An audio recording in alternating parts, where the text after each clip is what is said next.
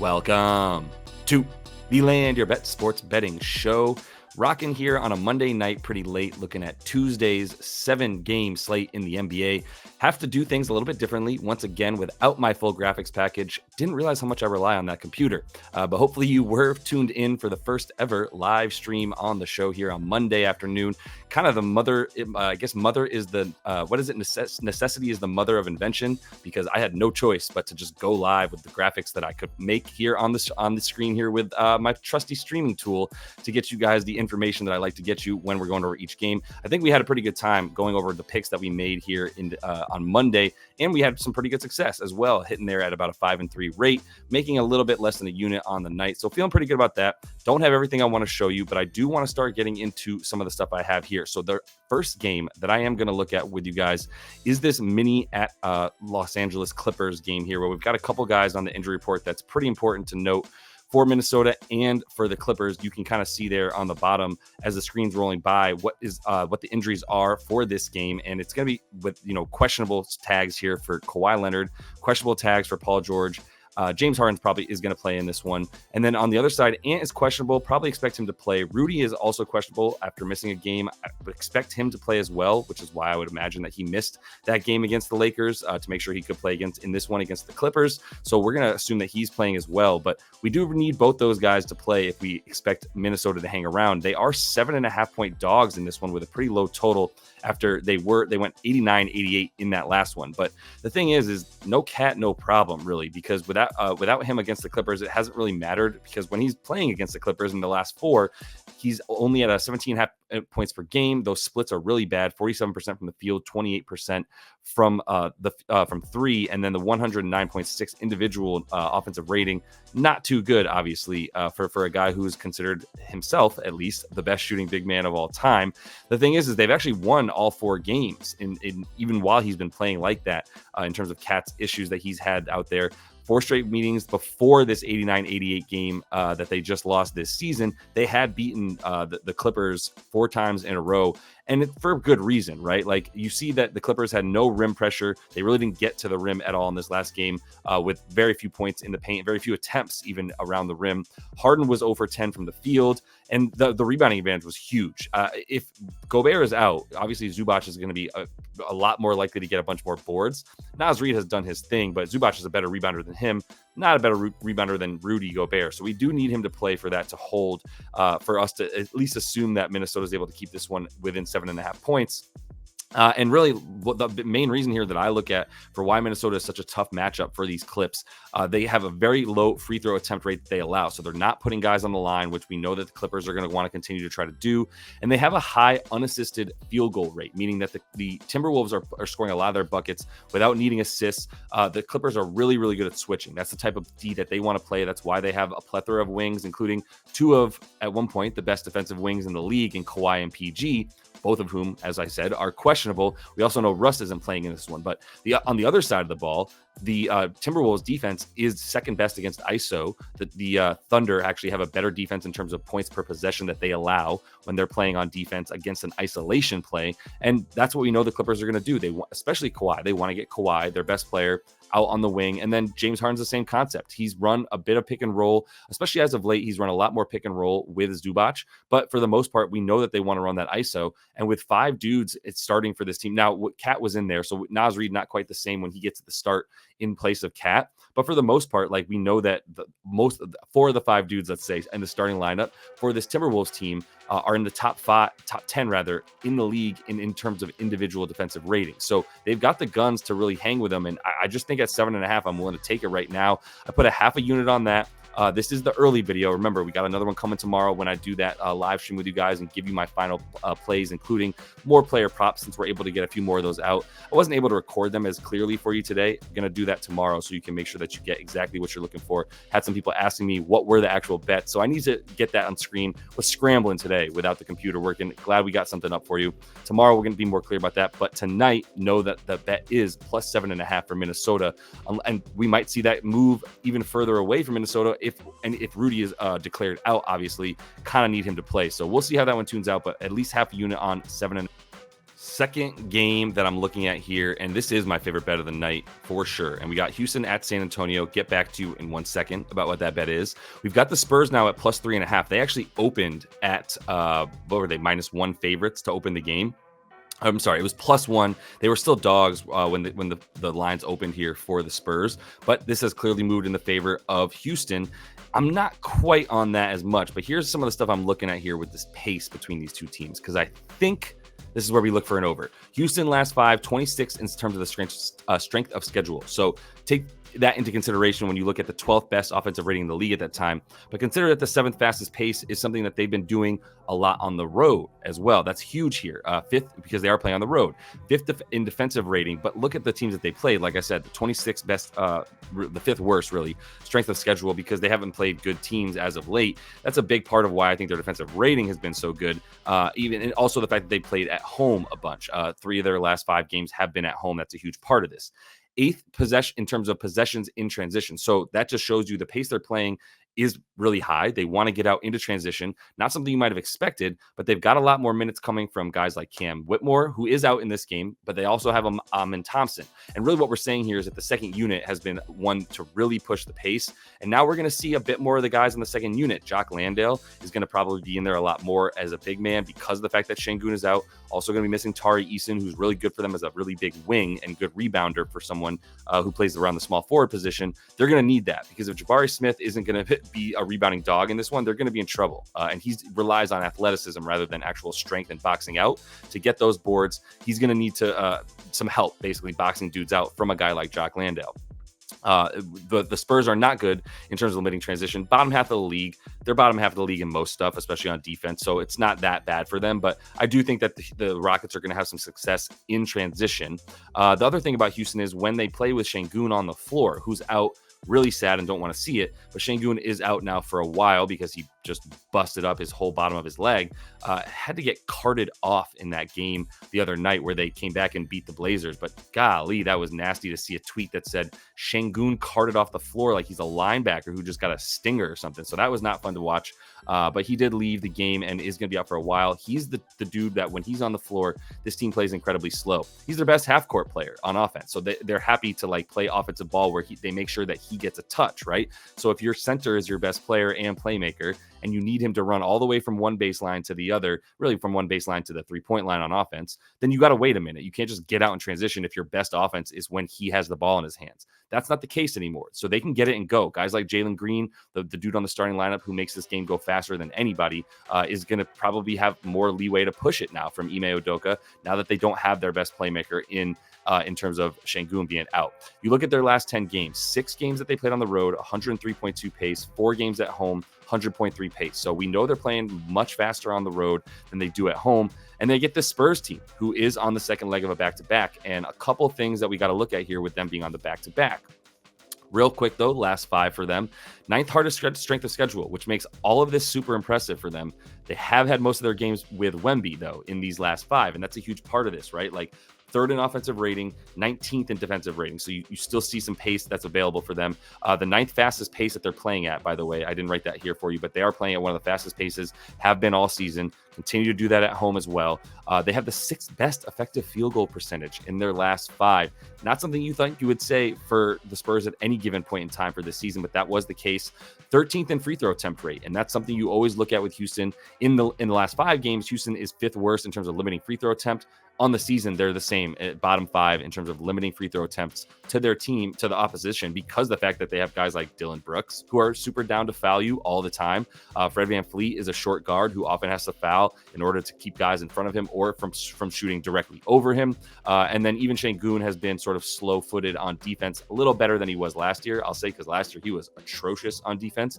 This year, a little bit better, but still much worse than a lot of guys that he goes up against, ends up giving up a lot of fouls. That's just the way that they've been. And Udoka is a coach that's like, yo, make him earn it at the line. I'm not watching guys get layups against my team. He's that hard-nosed kind of dude that does that. So that's going to be something you continue to do no matter what. The 3rd highest paint frequency for the Spurs and the number 1 paint field goal percentage. Like, that's Wemby. So The thing that I have to caveat that with is I don't expect Wemby to play. He has sat on 7 of the 13 back-to-back games that they've had, so he could play. I don't want to just guarantee you that Wemby's not going to play. They just played at home versus the Warriors, lost by 10. I will say there's a slight correlation to him playing at home. He does play at home more than he does on the road because they want to sell tickets. I think that's pretty obvious. The Spurs want to make sure that they have their best player and phenom on the floor when they're at home for their home fans so that they can basically make sure they get those butts and seats, sell some tickets, right? They are playing at home again, but it's a back-to-back, so it's like a 50-50. Honestly, I think it's like a 70-30 shot he does not play in this one, and I'm kind of banking on that because you look at the Spurs on no rest, 114 points per game, giving up 125.5. In the games that Wemby has sat this season, I believe they're averaging 235. So when they have him off the floor, they actually are a little bit more efficient on offense, to be honest. I'm not saying that they're better without Wemby. I think things are a little bit easier when you're not just always like, where's the 7'4" dude who I can just lob it to all the time, and you actually just run a normal offense. But the defense is going to continue to be absolute dog crap if he doesn't play. And so that's partly why they're allowing so many points on the no rest, and they just go fast, and they're just bad on defense in general. They're 7-3 to the over in these situations on no rest, and they're outscoring that total by 6.5 points on average. So it is a lot more likely for this one to go over, and this is my favorite bet of the night. I put a full unit on this one as opposed to the half unit I put on the other one there with the Timberwolves bet against the Clippers, because this is, if Wemby doesn't play, this is just such a wonderful bet. If he does play, I still think this is a good bet to go over, but without him, I have this game projected at like 233, man, like this well above, right? So if I find out that he's out, I'm putting another unit down on it. More on that on the live stream though tomorrow at 3 p.m. All right, last thing I got to show you, because I am going up against this in this Washington Wizards game. I've got the injury report here for you guys, and I just want to quickly go to this Wizards at Memphis game, right? You can see real quick that let me pull up the total lines and such here for you. You can see that the Wizards and the the Wizards and the Grizzlies are playing here in Memphis, and Memphis is currently +2.5. They opened at -3 until we saw this injury report, man, which is just like they are gunning for a top 2 pick in the league. That is so clear. Obviously, Desmond Bane, Brandon Clark, all these dudes we know are out, but now we've got Jaren Jackson Jr. out. We still have John Conchar questionable. Scottie Pippen Jr. is doubtful. We've got Lamar Stevens recently joined the team. He and Yuta Watanabe are somewhat late additions, right? Yuta came over around the trade deadline. Lamar Stevens even more recently than that. And already both these dudes are, one is out and one is questionable. Vince Williams Jr., I guess they thought he was too good to keep playing as well. He and Zaire Williams both out in this game. Those were two of the final actual dudes that are going to be on the team next year that you can bank on, that they're both going to be out in this one. So that they're not trying, right? And with that in mind, I can give you a couple more things. The Wizards have been decent over the course of their last 5 or 6 games, right? Actually just looking at let's look at how well they've done in terms of going to the basket. I'm going to look at their shooting real quick. You can see that they've taken a lot of shots. Let me go to just the last 5 by zone here. This is some of the stuff we went through on the live stream earlier today, is looking at these stats and how good they are. But let's go to the last 5 games here on NBAstats.com and just look at how the Wizards have done. They've taken a lot of shots inside of the paint, right? They're getting inside the restricted area. This is all the way to the rim. They're taking a lot of shots inside the paint in general. You can see third most points taken, or attempts rather, inside of there. Obviously not the best at finishing them, but the fact that they're attacking is all I need to know against a team that is now going to be playing Jake LaRavia is going to be a starter for them, who's going to be one of their better rim protectors in this game. So I am going to take Wizards. I already did take them -2. I also hit a -1. Also hit a -2. I'm giving it to you at -2, and I think I feel very comfortable in saying that they should win this game, right? All right, that's one thing I wanted to tell you. The other thing I wanted to tell you is I am going to be looking at a couple props for tomorrow, and we'll more on the live stream whether or not we're actually going to play these. But first one I'm going to look at is Chet Holmgren, because I really like his points and assists in this game. And it seems weird to take him with the assists when in reality he's been averaging a ton of boards. And what I'm looking at here is that Jalen Williams without a Y, is out in this game for the Thunder. You can see that here on the injury report. Really the main dude that's out. Ousmane Dieng sometimes got time for them, but he's in a G League assignment, so they really aren't looking at him anymore. But you've got Jalen Williams here. I don't know why you rush this dude back with where they're at in the standings. Still a second seed in the West. He is their second best player. I love you, Chet. Really solid dude, but as far as ball handlers and dudes that you need in the playoffs, Jalen Williams is the second best player after SGA or second most important player. Let me say it that way because Chet's nice with it. So, but J-Dub is their second most important player, and he's out. So let's look at Chet Holmgren with and without Jalen Williams. You can see that right here. His stats with J-Dub: 16.5 points on 30 minutes. Without J-Dub, 30 points in 20 points rather in the same amount of time. One more field goal attempt, shooting a little bit better. They rely on him. The key thing here is the threes too, right? 6 threes, 2.8 that he's made, 6 that he's taken. So this is a small sample size. I don't expect him to shoot 47% from deep all the time, but he is the dude that's being looked for a lot more on the wing now than J-Dub is. That's kind of why I also like the assists for Chet in this one at 19.5 points and assists. The one thing to the starting point here is you get better juice, right? Minus 113 versus the minus 120 for just the points. I do like the points and the assists. The rebounds, I think there's going to be probably a good amount of shots made. I mean, this total here for these two teams, let me filter that so you can see all markets for them. If you look at the Pacers and Thunder here, we're talking 240, man. This opened at 235. This might keep going up. It's at 241 on Caesars. So this might be 243 by the time that you guys are some of you are watching this video in the morning, early morning on Tuesday here, as I try to remember what day it is. But for Chet, like I am looking at that, and he's playing this Pacers team, which let me look at the opponent stats here for the Pacers. You can see they do give up a lot of assists, and it's because they don't really switch on defense. Honestly, I feel like this team has just made clear that most of their mojo is on offense, and that's where they're going to spend the majority of their energy. But if you look at opponent assists for them, hasn't been good all year. Actually, not that bad over the last 10. I guess they bucked up on defense a little bit. I should make clear about that. But at the same time, let's use Court Pal to look at Chet's the way that he plays and the way that he's defended by a team like the Indiana Pacers here. If you look at his playmaking stuff, 10th most assists, and that's, he's a center, true center or not, he's listed at center, and I think that's fair. And so that's a huge reason for why we consider him the type of playmaker that will have success. The other thing is he's playing against Miles Turner in this game. That's what you look at as well. I'll show you the exact numbers against centers as well for this team. Looking at FanDuel Fantasy Pros here. That's another thing we talk about on the live stream that we like to look at. And for overall for Indiana, when you look at the way that they defend centers, right, on the season, allowing the 4th most assists per game to centers. Even in the last 7, we're talking about, I still believe bottom 5. You have 1, 2, 3, 4, 5, 6 most assists to centers as well. And that's hugely because they know that they want to draw Miles Turner out, and there's really no more shot blocking for this team once Miles Turner's not down low. So that's a huge part of why we like the Chet to have the success in the assists. The rebounds are usually there for centers as well. Let me double check. But Indiana, when they're making shots, man, and they're running in transition, they kind of keep centers from getting too many boards. They haven't been in transition quite as much as you can see as of late, now that they're a slightly slower paced team. But I would also add that, like, what's his name?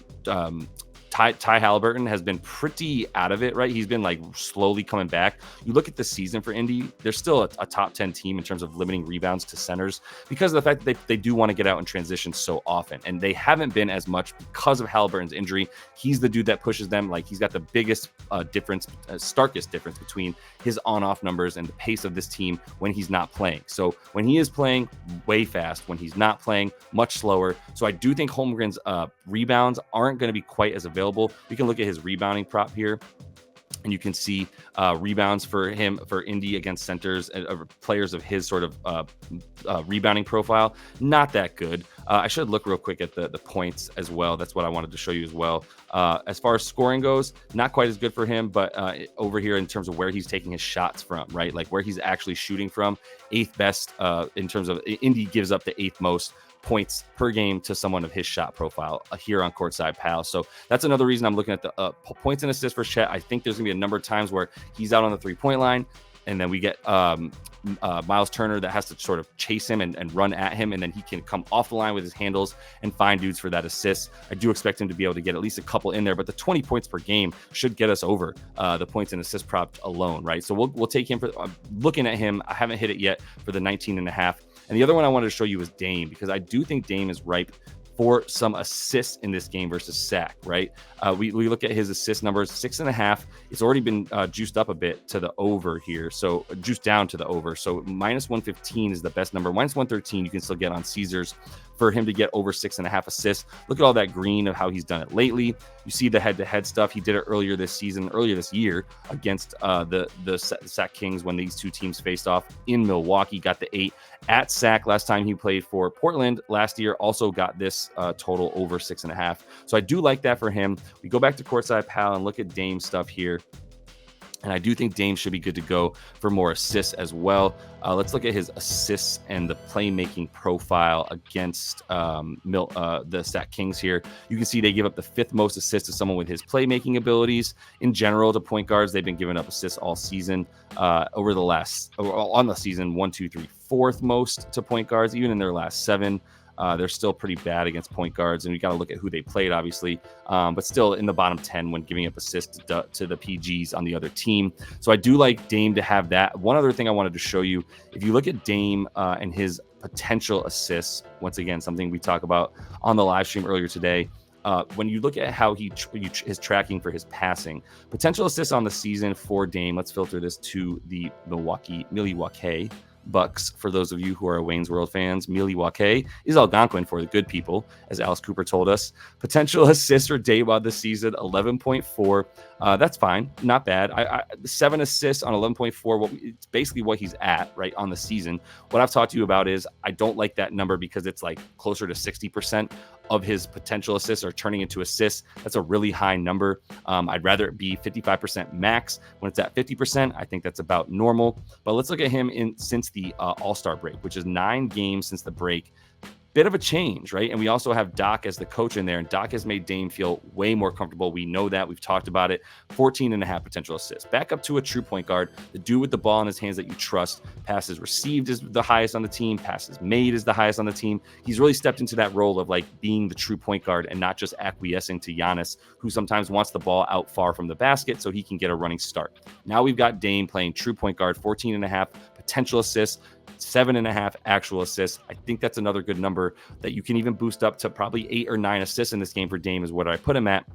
When you look at how bad Sacramento is at limiting assists against his particular player profile, against point guards. We also have the way that they just give up assists to everybody on the season. Opponent assists, they are giving up the 9th most on the season. I believe that's 5th most on the season over the course of their last 5 games. So a lot to like for Dame as well. That's one that I would hit right now. In fact, I probably will hit that as soon as we're done here, which we are, as that is all the time that I have for you guys in this one. Appreciate y'all following along. Tune back in. I wanted to make sure I got something out to you early tonight and early for Tuesday, so you have some of these plays and looks at what we're doing here. I'm going to have those final plays and best bets on the live stream for you. I'll go over those real quick. I'll make sure that I have a video off of that live stream as well that just has the best bets in it, so you can get those out as well if you don't have time to tune into the live stream tomorrow at 3 p.m. Eastern. Got UEFA Champions League up as well. That's the very last thing with Oak, so make sure you're checking those out. Subscribe to the page if you would. And until I see you next, happy betting.